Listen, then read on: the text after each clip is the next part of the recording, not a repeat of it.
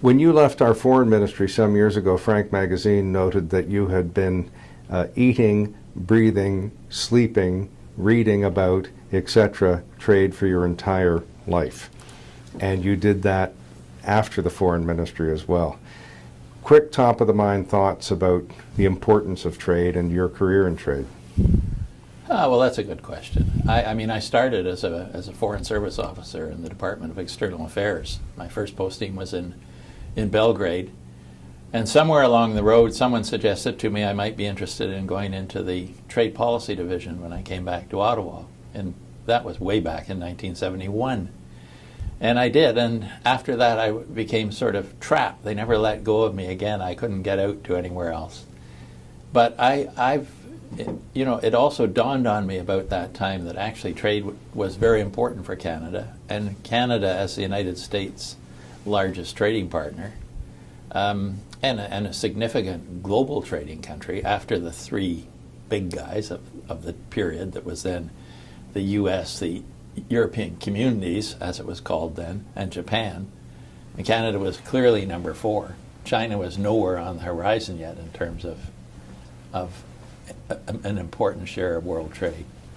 So it was clear that this was an important area of foreign policy for Canada, and a lot of very interesting things to be done.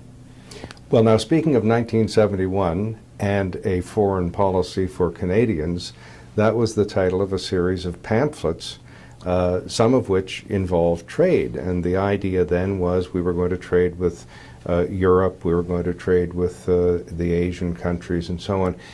That was really hard to bring into effect with the compelling trade relationship we have with America. It's kind of back, because of new trade agreements. Talk for a bit about whether we are really able to somehow have a third option or a balance or other significant trading partners besides America. Well, I think we can have significant trading partners besides the United States, but we're never going to replace the United States in terms of its dominant position in Canada's trading relationships. I mean, the connections are too great, the geographic proximity, the common language. There are so many pulls and attractions there that I think we're going to have the United States is going to be our most significant economic partner indefinitely. But I think we've seen how our partnership with other countries can be strengthened, both through our new agreement with the European Union, the CETA, or the Comprehensive Economic and Trade Agreement, and through the Trans-Pacific Partnership Agreement that originally was going to include the United States, but now doesn't, but still includes 11 other countries in the Asia-Pacific region. Those agreements offer a lot of opportunities, and since we enjoy benefits under those agreements that the Americans don't have, because they decided not to pursue their negotiations with the European Union, and they decided to walk away from the Trans-Pacific Partnership Agreement, there are actually attractions now for Americans to perhaps think of investing in Canada in order to supply not only the North American market and the Canadian market, but also to supply the European market and certain markets across the Pacific. So there are a lot of opportunities there, and this is the first time I think that we're close to being able to think that maybe we're making some real progress in the diversification of our trade relationship. Now, as important as your career has been, trade has been important since long before you were in the business. Yes, that's for sure. I note that one of the earliest forms of writing we can find is a trade agreement between the Syrians and the people who now live in what is Cappadocia, Turkey.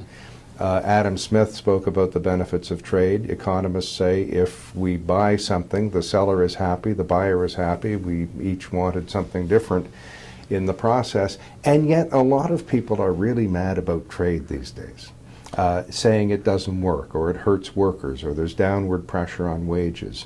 Why is everybody so mad? Well, I think it's because they're worried, and of course it's always easier to blame foreigners than to look at causes domestically as being responsible for your misfortunes. And So I think, you know, a lot of the blame that, for instance, in the American political system, I mean, free trade agreements are much more popular in Canada when you do polling than they are in the United States. But I think one of the big problems in the United States is NAFTA took sort of pride of place as sort of the identifiable trade agreement, and it became a convenient whipping boy. It was very easy to run for Congress or run for the presidency and say that you were going to renegotiate the NAFTA. And very few people in the political space came out and said, you know, this is a very good agreement, this is good for us, good for our partners as well, but it's good for Americans. And I think one of the beneficial things is that under President Trump, a lot more Americans now appreciate the value of the NAFTA in the first instance, but also trade more broadly. And I was on a panel a couple of years ago in Washington with Mike Froman, who was Obama's United States trade representative, and he made the observation that that Trump had managed to do something that the Democrats had never been able to do while Obama was president, and that was make NAFTA popular with Democrats. I think what happened, suddenly when a president actually said, a president rather than a candidate, said he was going to tear up the NAFTA, Americans had to say, hey, wait a minute, what will this really mean? And when they started looking at it, they didn't like the picture. And so to fast forward a bit, this is why a Democratic Congress, while still having a constituency that, you know, is not convinced that trade is great, is very close now to actually ratifying the successor agreement to the NAFTA, because they know the agreement is important for the United States. They think this new agreement is better from their perspective than the old NAFTA, and they definitely believe that they need to have some kind of NAFTA because they now know, having had this near-death experience, that it really is important for the United States as well as for Canada and Mexico. Now, speaking of people criticizing your NAFTA and other trade deals who are running for president, Ross Perot famously said there was going to be a giant sucking sound as the jobs moved south to Mexico. Did that happen? I don't think so. I mean, you can identify, you know, in the studies I've seen, there are some jobs that have been lost as a result of trade. But it's all well within the sort of normal flux of employment changes in a big economy like that of the United States. And a lot more of the employment losses have been the result of technology changes rather than trade. And of course, trade, you know, you can look at trade. Trade is always a two-way street. So you can look at, you know, jobs that have been, you can get in the game of looking at jobs that have supposedly been lost because of imports into the United States, but you can also look at jobs that have been gained because of exports. Well, in my recollection in the NAFTA years was that Canada changed 400,000 jobs a year because of those types of things, and to isolate the number that might have been a result of trade was very difficult. Yeah, and I think another thing that's important to make, a point to make here, is that having NAFTA and the three economies grouped together, including the Mexicans, as we all know, with lower wage rates, are, you know, actually improves the competitiveness of North American production in a global environment. Makes it easier for the United States and Canada to compete with China, for instance, both in the world and in our own marketplace, because we have this partnership with Mexico. Well, that raises one of the criticisms of trade in general, maybe not valid, but people are making a connection between lower wages, fewer union jobs, so-called neoliberalism, which is ill-defined, and trade. Is there a connection? I think you just said there is. No, I don't. Well, I think what I said is there are some, you can identify some jobs that have been lost as a result of trade. You know, and economists have done that, but that's a relatively minor part of a much larger movie, and frankly, you know, we have an economy that's very prosperous. When you think of, you know, I had my son ask me once, you know, Dad, what sort of video, did you watch when you were? Well, we didn't have video. We didn't even have a television set in my home until I was in about 9 or 10, as I recall.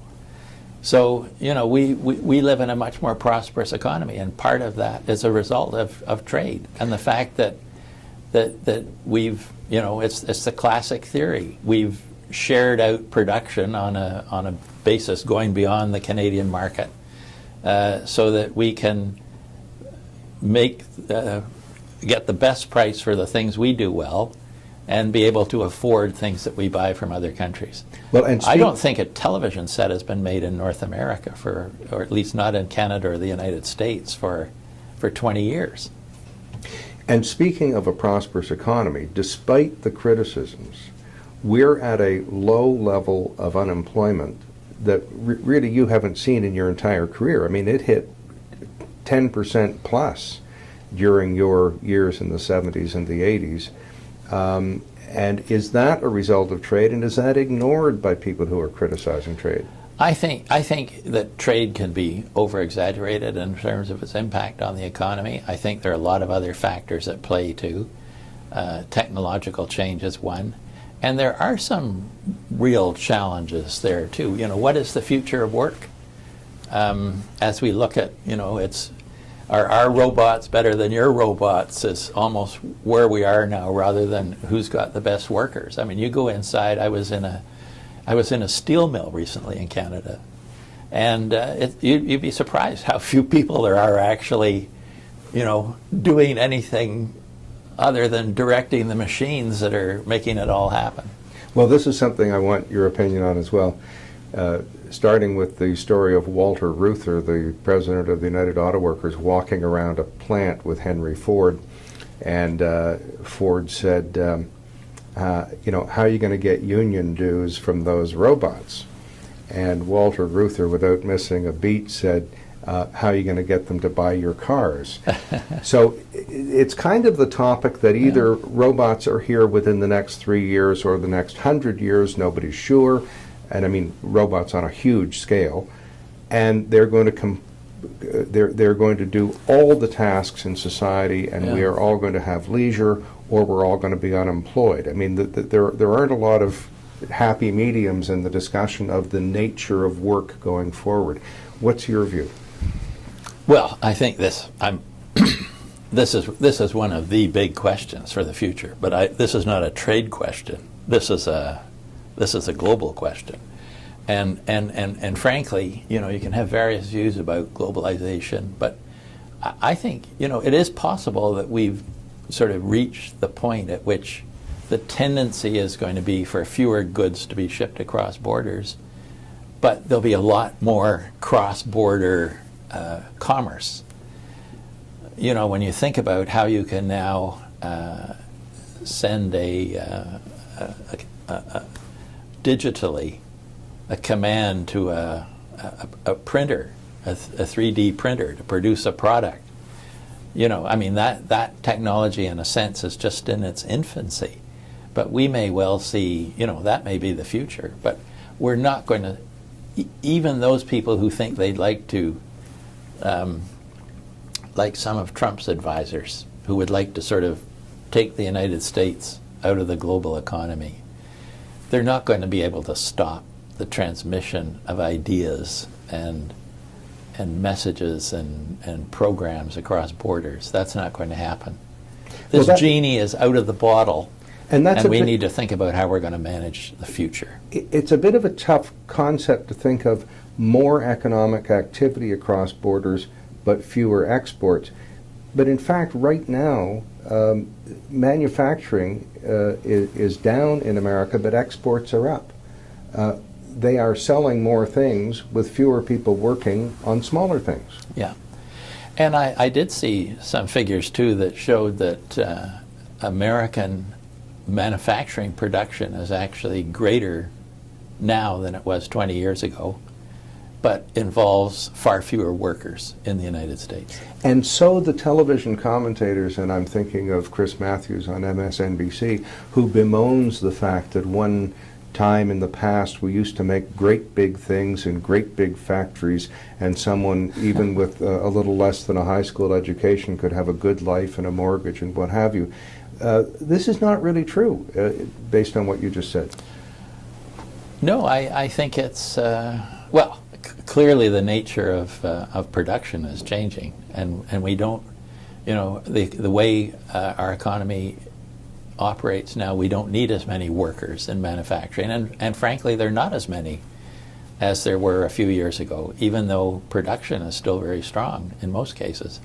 You know, I like to sometimes make the analogy that if you go back to the middle of the 19th century, I don't have the figures in my head exactly, but something like 80% of Canadian employment was in agriculture. Now it's down to, I don't know, 2-3% of employment in primary agriculture. Although the food and food processing industry is the largest manufacturing industry in Canada, actually, larger than the transportation equipment manufacturing industry. So this is still an enormous, and production is much, much higher than it was when 80% of the people were doing this. And then, of course, we had this major shift to manufacturing in the early part of the 20th century and through to the middle of the 20th century. And then we've seen this move to increasing services industry. And contrary to what a lot of people say, it's not just about hamburger flippers. There are a lot of very good, high-paying jobs in this industry, and Canada is doing very well here.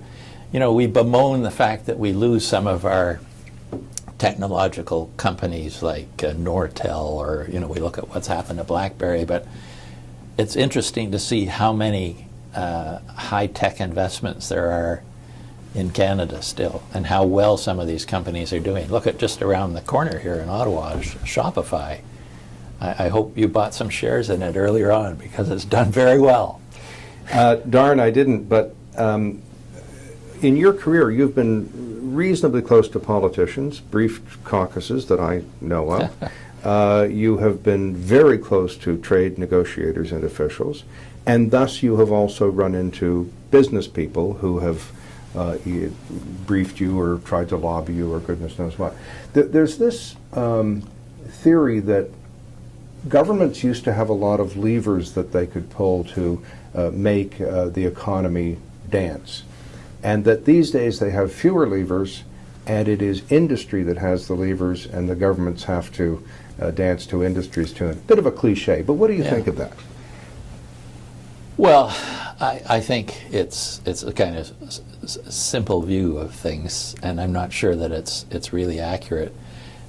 You know, when I, as a trade negotiator, when I was working for the government, I mean, I found it extremely important to get the best possible advice from business about what were the problems that they encountered in trade, and what was it that really the government could do in a trade negotiation that would improve their prospects of doing well in foreign markets, and therefore the prospects of their being able to provide greater benefits for their workers and for the Canadian economy and their suppliers more generally.